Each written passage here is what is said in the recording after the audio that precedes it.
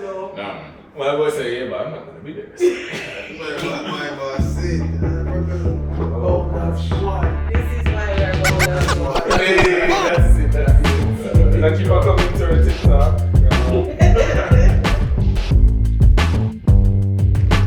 Yes, back to it. Yeah, I can't even talk again. You know they're not difficult. But yeah, bonus one. The amount of things that make us unique as a unit, as a church, as a community. Best believe it. In my view, as a church, some of us should be appreciative of all the things that we have gone through. Yeah. Like genuinely, it could be the smallest things in life, some of the mistakes we have had, and some persons who have come before us, some of them have sheltered us and allowed us to be ourselves. And for me at least, I know say, yo, church helped me as much as sometimes if I want it to help me. But yeah, because say, there's never one church helped me out. I walked away for a while, never have a problem. I never died, which is good. God, thank you for giving me life every day.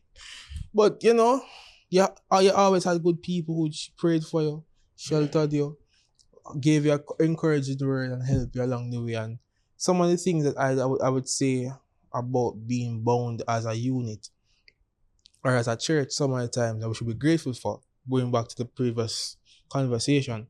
I think same conversation. Yeah. I think that some of us really and truly should look into ourselves and look into the friends that we keep. Yep. Because some of the times that is what will either keep us in church or keep us out of church. Yep.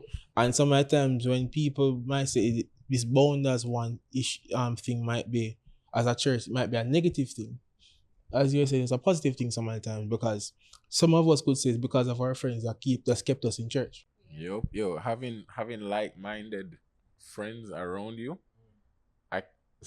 I don't think there's enough time. I don't think there are enough like videos that we can do to properly stress just how important that is. Yeah. I have seen firsthand so many persons, kind of stray away from God just because they no longer had that unit around them that was close enough. Because, even when you're in church, like, you'll have people that is like, oh, yeah, brother this, brother that, whatever. But to have that core group of people around you that can kind of hold you accountable, when you don't have that, and it's other persons, different mindsets, different type of fundamental beliefs about what they do and how they live their lives, you can easily... That goes back, I don't cut you, but that goes back to what I was talking about earlier with the erroneous message becoming the norm. Yeah. So... Normalizing it. Yeah, normalized for that person, and that's who they become. Like, I have this whole theory of like Play-Doh. Some persons are more like concrete, some persons are more like Play-Doh. You put one person in a type of situation around a certain type of people, but their beliefs are so firmly founded that you apply a pressure and they're not going to break. But you put another person and they conform, and their shape shifts and twists and contorts itself into whatever setting container that they're placed in. So when you have that additional structure around you to protect you, you're way better off. So being bound as one, you see how much benefits there are when you have persons around you and you guys are tied together by these types of beliefs. Yeah, because I remember saying earlier that the jail cell, how you think about a jail or a cage is you're keeping something in. And for the person that wants to get out, that is going to be something negative. Because it's like you're keeping me against my will. Like, I want to be free. I want to get out. Let me out. But like you as... I don't know what analogy to use here, because I think anything kept in a cage is negative, really. But sometimes God has to put us in a situation. What's the thing before it become a butterfly? The cocoon. The cocoon. That could work. No? Yes? Okay. Yeah. As you were. I mean, yeah. Yeah, the cocoon is what shape it into what it will eventually become. Yeah, so if give the it time for cocoon, it to grow, because it couldn't do that outside of the cocoon. Perfect example. Very well done. That is it. Yeah, that's actually very good. Because like, if you were not in this cage, if you're not in this entrapment that you look at so negatively, you would have never become this version of yourself. That is it. And a lot of times we kind of have to go in the cage, not to keep us in, but to keep the outside noise out. Because if you don't have people who are like-minded, if you don't have people that are, you know, pushing you, because I as I was talking about, like, everybody, like, being born and raised in church, at one point, you just go to church because, well, I know I couldn't stay home.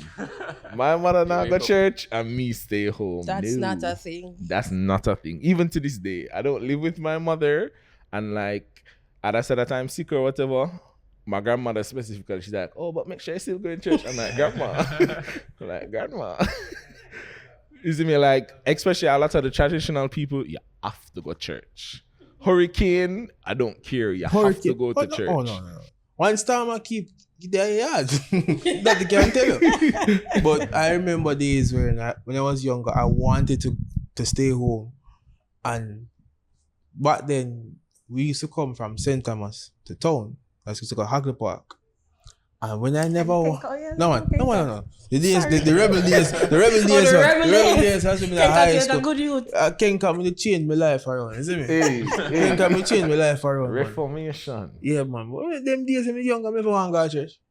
And there are days when mommy and dad will be like, if you not come to church, we'll plug out the Wi-Fi. You're going to turn off this, turn off that. And that's smart. But here's the thing. I always found a way around it. So I end up at church when I was home. I mean, there are other things I wanted to watch, but I end up at church same way. And that same mentality, that bound mentality, when I went to NCU my first year, I'll never forget it. Our assistant dean. Fearful was my dean. For 4 years. Make everybody No. Right. I best man in the world. The best dean in the world. Correct. But he had assistant dean where I remember in first year that man made a statement. Say, yo, they're muffle lock and every pastor pit if you come out of the room call on a bad pit. Say, oh, alright. That was the first time I became super defensive, and I was like, I ain't going nowhere. I ain't going nowhere. And I'm like, you know what? Let me just take it easy. And best believe those behaviors when I was younger came back. And when I recognized church was important to me, is when it's in my adult stage now, more adult stage now. I was like, going to church makes sense, because even though I would not have wanted to go when I was younger, not because I never had friends or I didn't like going to church. As I get older, I recognize the church community itself, if you have the right people around you, it makes church better. Yeah. Genuinely. So when I see most of my friends no longer coming to church, I was like, I understand, but also is a fail of us. Some of us as young people don't really try to keep our friends in church. Yeah. And that is a big factor. I like what you said about making sure you have the right people around you, and I think about what you said about us needing to be a part of a unit. One day Sanjay will have to dive into what if the unit is the problem, so because that's a thing too. But I'll speak for those. That's a That's episode 5, bro. That's a tough one. Yeah. Season 2. That's a tough For one. me though, bonus one is a little different. Most people are their default is to want to be around a unit, like-minded people. For some of us, that's not really high on the priority list necessarily. But for me, bound as one kind of forces me to confront the fact that really and truly we are bounded and we are binded, and because we are binded, we are bounded, and we have this kind of responsibility and accountability to each other. So I like that part of it as well. That bound as that well. accountability Yeah. part is I was very going to important. say that a while ago, that I think of it sometimes like staying on the theme of the why is bound as one. That I think of church sometimes, or what it should be in a lot of cases, kind of like those AA groups. I am That kind I of struggle thing. with sin. Exactly, and the reason why those things have gotten to the point that it's court mandated in some situations is they realize the benefit of persons who are going through whatever kind of tumultuous times in their lives and deal with it by resorting to these deviant behaviors or these problematic behaviors or these addictions. They realize when you put persons who are trying to do better together, the kind of benefit that can have on each person individually. Because when you and I know said the two of us have a problem, but the two of us are trying to get better. When I see you sleeping, I'm like, yo, remember, sir, the two of us are trying to get better. When you see me sleeping, it's remember, the two of us are trying to get better. So I think that's the real power of us being bound as one. Like we know when this is how it should operate. Because it's unfortunate, and I mean this was happening from the times of Christ with how the Jews and the Pharisees were behaving. Because how it should be is that we can go into a church setting, go into that type of community, and be able to be welcome and find persons who can help us with these kinds of things, to be together. You're not alone in this, no matter what struggle you're dealing with. And I think that's why it's good having this kind of platform. Like, you will sit down, you address some of the things that maybe you never know when somebody might be going through this and it's like, oh, yo, I never hear this in a church for a little while, maybe it's a real conversation. Yeah, it's a real conversation about, and it's some Or of the times. you preach and you say they don't mean that. Yeah, and the truth is, some of the times, and I have to be very particular with how I say this one, but some of the times when you ask some persons for help or some guidance with something, their first thing might be like, all right, just look on this text and just take that and go. I'll pray for you. Yeah. Come on, them where people the truth is Practicality. Yeah, the truth is we have to appreciate how to practically help someone in those situations too. Yeah, so when I'm in people no were way, hungry, shape, or Jesus form. never prayed for them. What did he do? Exactly. So I'm in no way, first. shape, or form saying like to do away with that. Dude, those are powerful tools in the arsenal of helping and dealing with persons in different types of situations. In fact, I think it should always boil back down to that.